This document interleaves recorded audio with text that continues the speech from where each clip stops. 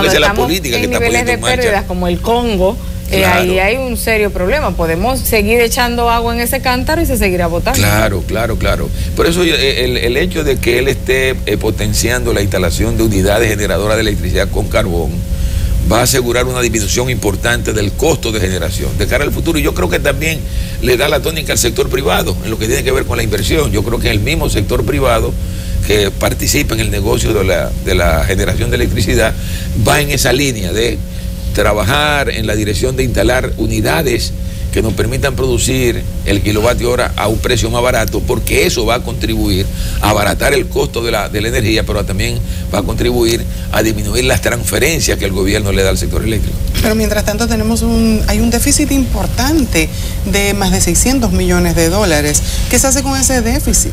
No, obviamente eso son deudas que se han acumulado, pero yo diría que para que veamos el tema de que no es un asunto que es como para que lo veamos como un asunto de preocupación. Sí, de gravedad. Cuando volvimos al gobierno en el año 2004, esa era la deuda que había, más o menos.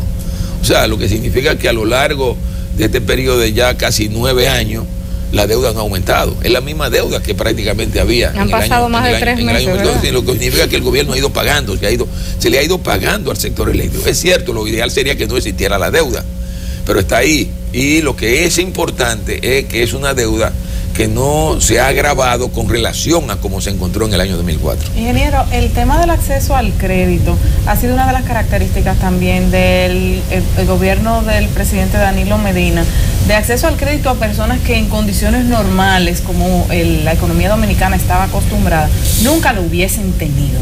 ¿Cómo usted entiende que eso ha impactado a este sector y cómo se quejan los demás de no haber tenido estas facilidades? No, mire, yo diría que uno de los elementos fundamentales que explica el movimiento de una economía es el acceso al crédito.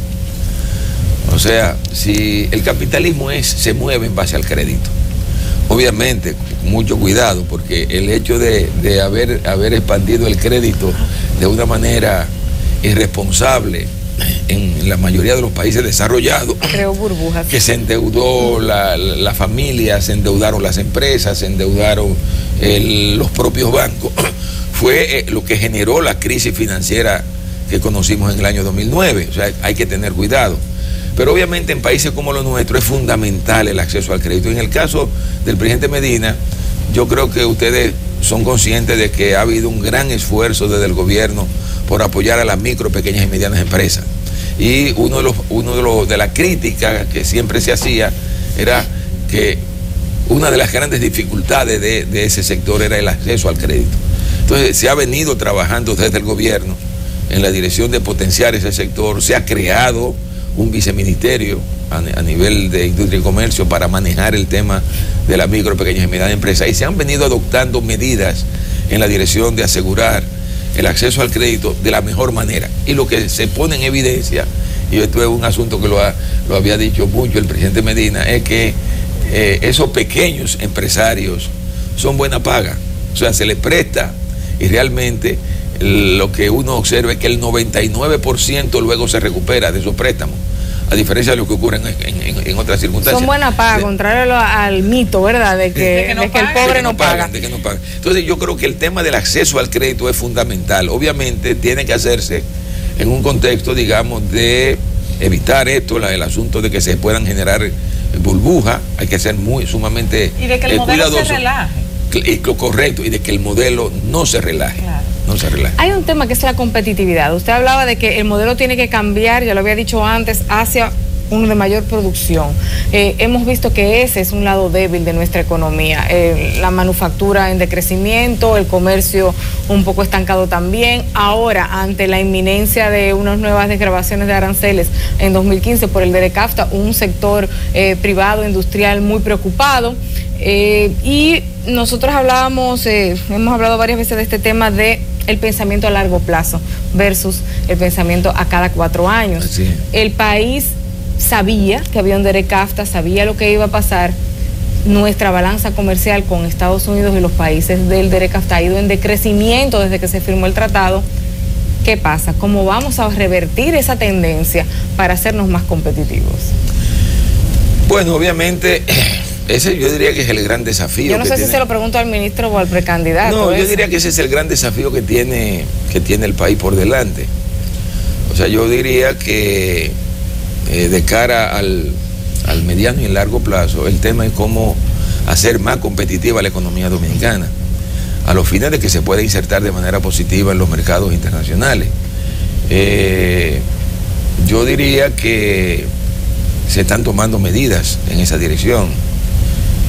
Una de las cosas que ustedes saben muy bien que se ha cuestionado por parte del sector productivo es el tema de la electricidad, y yo he dicho que se está trabajando. Es cierto que no es una solución que se va a dar de hoy para mañana, pero se están sentando las bases para eso.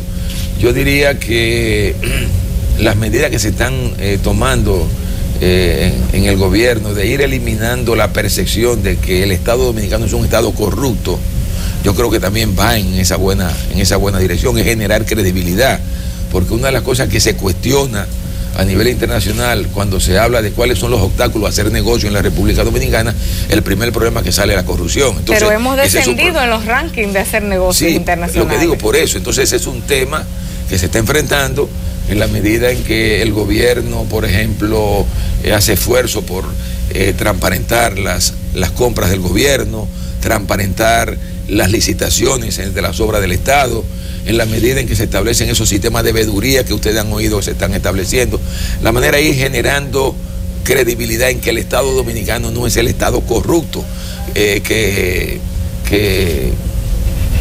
se ha conocido. O sea, que cuando usted entra, por ejemplo, al World Economic Forum y ve los datos que se aportan, lo que llama la atención penosamente, que el primer obstáculo a hacer negocio en la República Dominicana es la corrupción. Entonces yo creo que eso va en esa dirección. Va en la dirección, reitero, el tema del abaratamiento del costo de la electricidad, va en esa dirección el tratar de lograr acceso al crédito, a lo que tú has hecho referencia. Yo creo que se está haciendo ahora un gran esfuerzo también en la dirección de reducir los tiempos para las instalaciones de empresas en la República Dominicana. Esto de crear ventanillas únicas en diferentes instancias es para facilitar que un negocio no tenga que esperar 2 años, 3 años para poder arrancar.